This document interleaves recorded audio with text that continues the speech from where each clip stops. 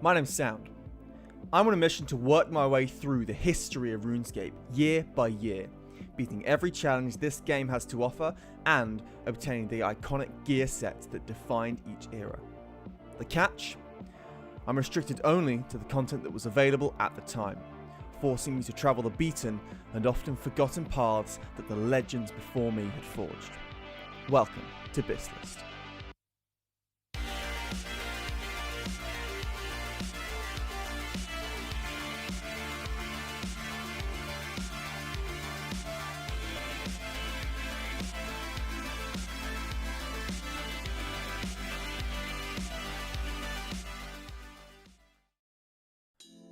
In the previous episode, we took our first brave steps into the new worlds that 2002 unlocked us. After questing and skilling our way through these fresh lands, we earned the title of hero, unlocking the ability to purchase, but not yet equip, the Dragon Battle Axe. We were left with 4 quests remaining in this era: the Holy Grail, Scorpion Catcher, requiring 31 prayer, Temple of Ikov, requiring 40 ranged and 42 thieving, and Family Crest, requiring 39 smithing and 56 magic. The goal for this episode is simple: complete all the remaining quests as well as reach 60 attack in order to equip my Dragon Battle Axe. My biggest obstacle right now is 31 prayer. At the time, there were no gilded altars or even the ectofunctus, so I'm going to have to do this training entirely through burying big bones. Fortunately, this goes hand in hand with both my magic and ranged training, as I plan to obtain both of these through killing giants. I started off with ranged so that I could make trips to Aubrey's rune shop every time I got a full inventory of bones in order to stock up on the runes for magic. I also picked up an oak shortbow from the archery shop in Catherby, as well as a decent stack of iron arrows. These shops didn't start stocking stronger bows until RuneScape 2, so I'm going to be stuck using the oak shortbow for a while. We've just achieved level 40 ranged, however that does not mean that we are done. One of the items that I need to obtain and equip this era is the magic shortbow, which means we need to go all the way up to level 50. While I did just say we had to keep training ranged, that was a lie, because I've run out of arrows and I can't train ranged anymore. What I did do, however, was gather quite a lot of runes in the process of going from 30 to 40 ranged. As you can see, we have a few air, fire, and mind runes. These are all going to be used to train magic. So, instead of me going and buying some more arrows, I'm going to try out some magic and have a bit of a change of location to something brand new rather than going back to Hill Giants. Just kidding. We're back to Hill Giants. 36, 37, 38, 39, 40, 41, 42, 43. I'm currently at 44 magic, and I've decided that I am actually going to go for a change of scenery. I'm going to be finishing off the rest of my magic training at Fire Giants. They have very low magic defense and are easy to kill with Fire Strike, but more importantly, they have an 11 in 128 chance of rolling on the gem drop table, which contains the loop and tooth key halves, 2 items that we're going to need if I want to obtain my Amulet of Glory this era. Unfortunately, for the sake of bank space, I dropped all my Waterfall quest items, so I had to go and get them again.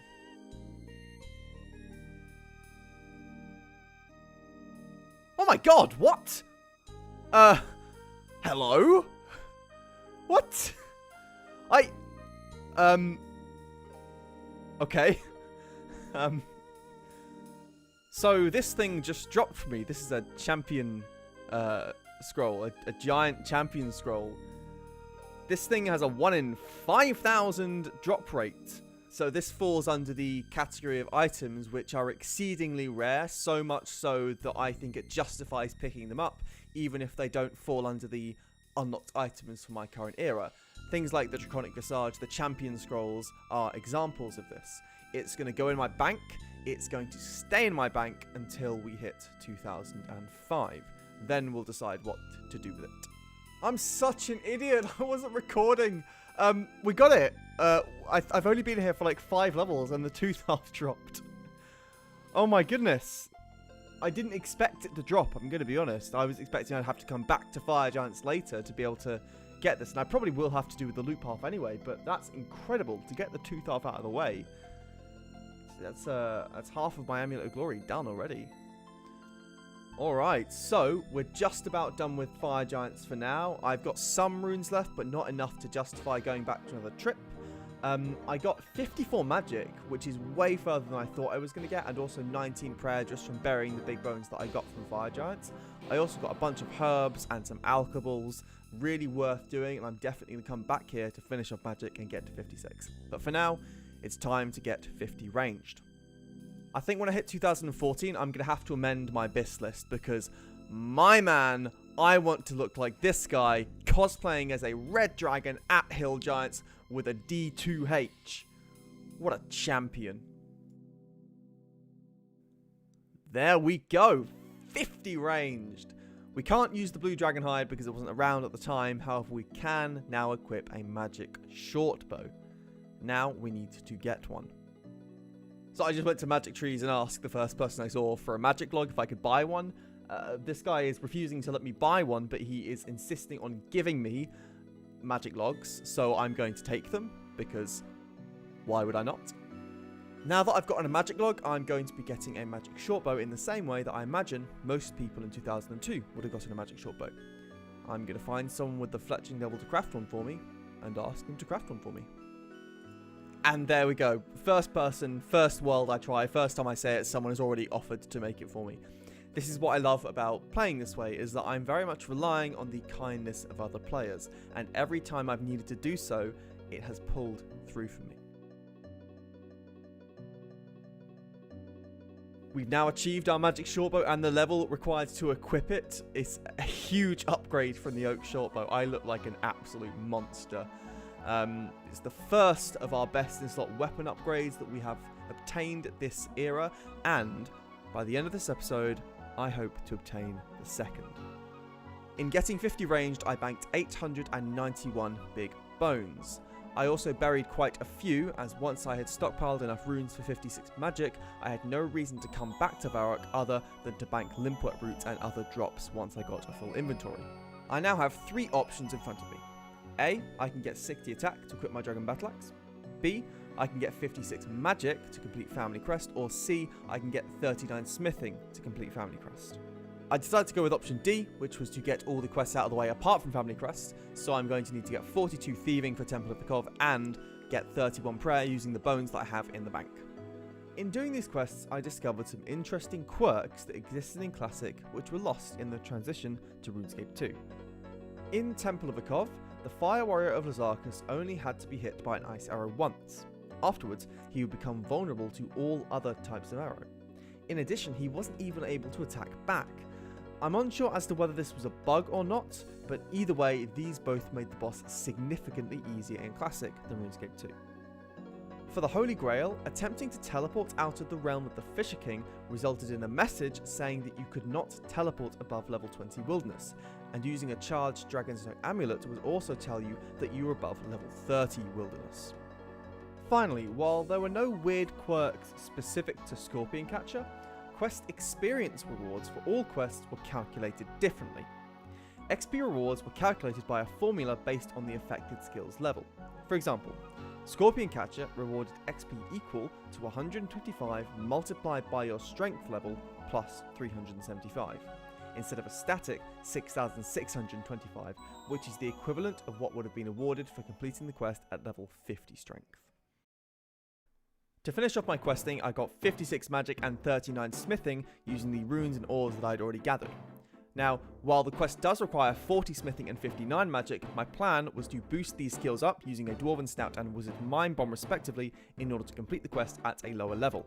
Family Crest is an important quest for our account. It unlocks the Steel Gauntlet, which will serve as our best in slot gloves all the way up to Recipe of Disaster in 2006. While the Steel Gauntlets do give fantastic offensive bonuses, we are going to have to substitute our plate body for a chain body in order to equip them, as you cannot equip gloves and a plate body at the same time in 2002. Now in Classic, the imbue you picked for your gloves was actually permanent, so for this reason I'm not going to be choosing what type of gloves to make right now, and I'll do that when I need to make that decision. I had just one objective left: get 60 attack and equip my Dragon Battle Axe. The only question was, where? I thought about going back to Alkarid Warriors or getting 40 agility for Chaos Druid Warriors, but I realised that I still had one more skill that needed training fully before I could deem myself the alpha male of 2002. Let's talk about overheads. First off, while Protect from Missiles was around at the time, Protect from Magic did not exist, and Protect from Melee was not what we know it as today. It was a level 37 prayer named Paralyze Monster, which did what it says on the tin. It prevented an NPC from attacking back. Very powerful. Because of this, I'm going to allow myself the use of Protect from Melee at 43 prayer, as this is what Paralyze Monster became in RuneScape 2. Which meant one thing. It was time to return to the Edgefield dungeon.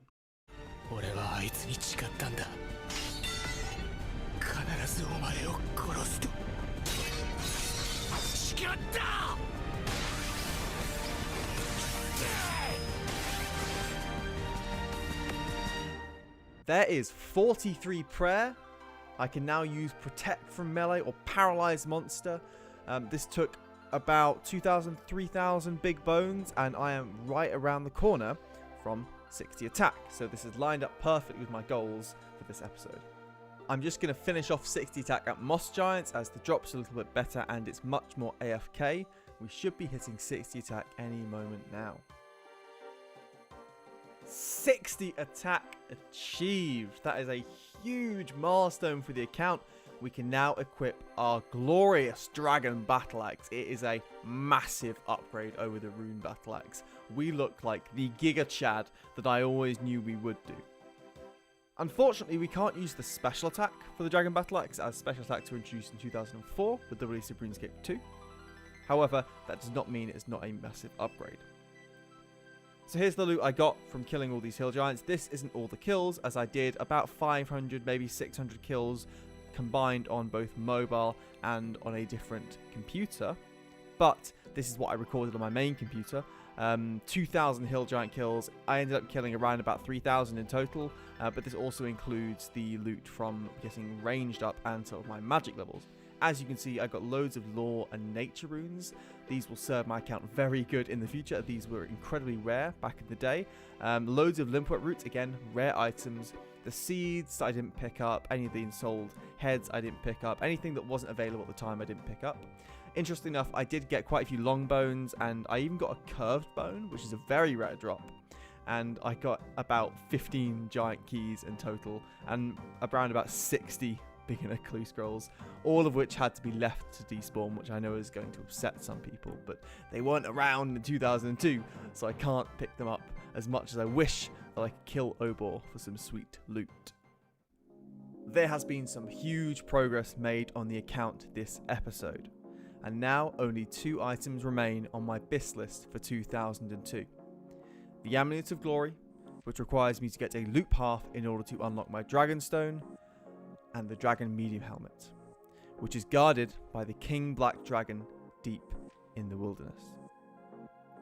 I'll see you in the next episode where we'll be obtaining both of these items and completing 2002.